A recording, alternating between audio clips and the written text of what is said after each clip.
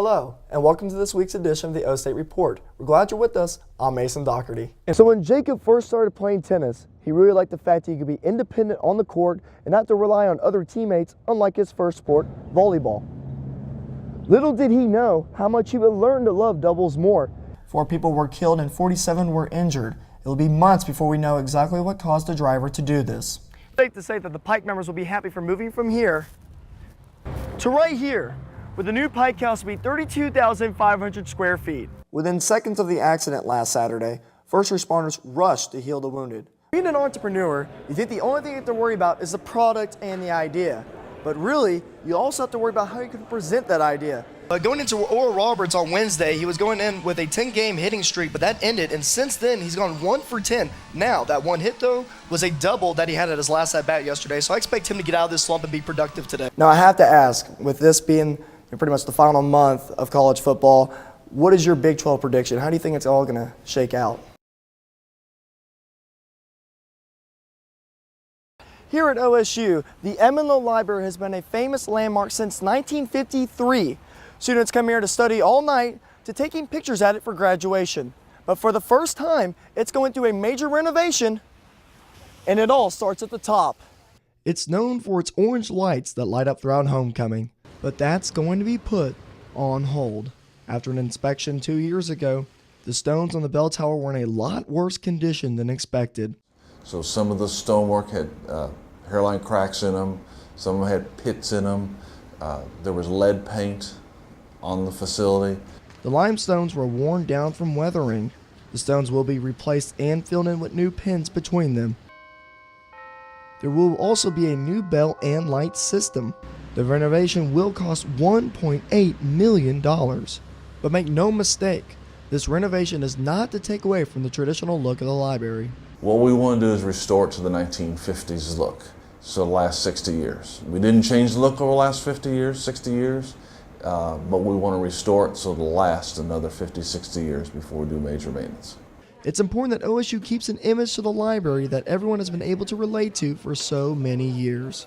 Our campus itself has a look that people love and is very evocative of OSU, and the Emenlo Library embodies that.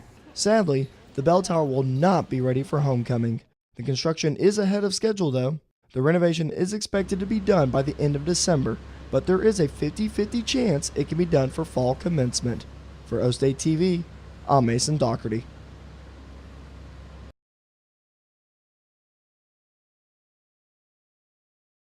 We talked about how it began, where it's going in the future for Mason Rudolph.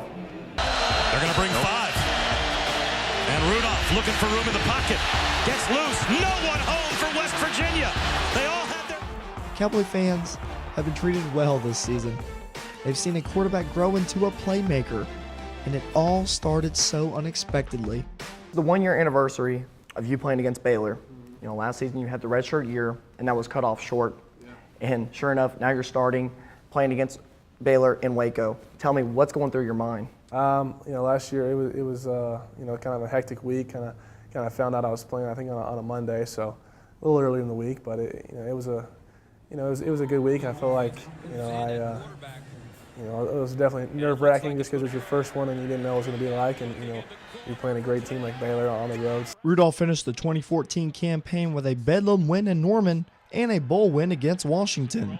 But Rudolph's days of winning began well before that infamous night in Norman. At Northwestern High School in Rock Hill, South Carolina, Rudolph won the state championship his senior year. He also threw for 64 touchdowns and ran for 16 that season.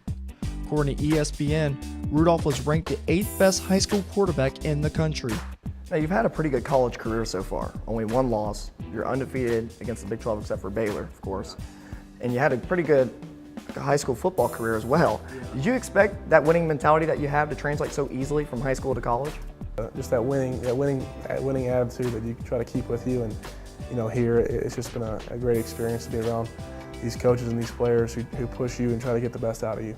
Well, I have full confidence in him being the main guy next year. I mean, the one thing holding him back is the red zone reps. I get that. But with another offseason, more practice, and just seeing how J.W. Walsh does it, I have a lot of confidence in Rudolph going forward.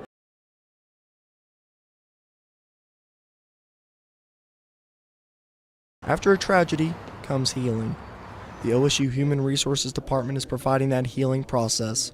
Counseling is being offered to students, staff, and community residents following the tragic events last Saturday.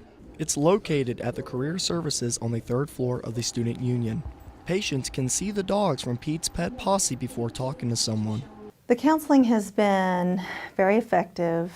We've had a great turnout.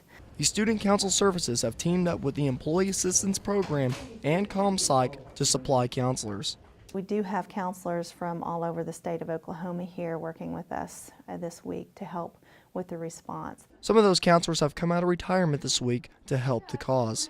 The counseling services at OSU have dealt with tragedies in the past, but there's one key difference between this tragedy and the plane crashes from 2001 and 2011. This one, we were here. We were at the parade. Our students, our community members, you know, even first responders, police, firefighters, there were nurses there. With the amount of people that saw or can relate to the crash, the counseling service is encouraging people to come in. It's a way to get out those feelings that might be trapped inside from experiencing a horrific event. Before you can begin healing, you've got to grieve. And a lot of times what we do at this stage of an event like this is give people permission to grieve, give people permission to feel the feelings they're feeling. Here at Career Services, extra counselors will be here next week as well for anyone that needs help. For O State TV, I'm Mason Doherty.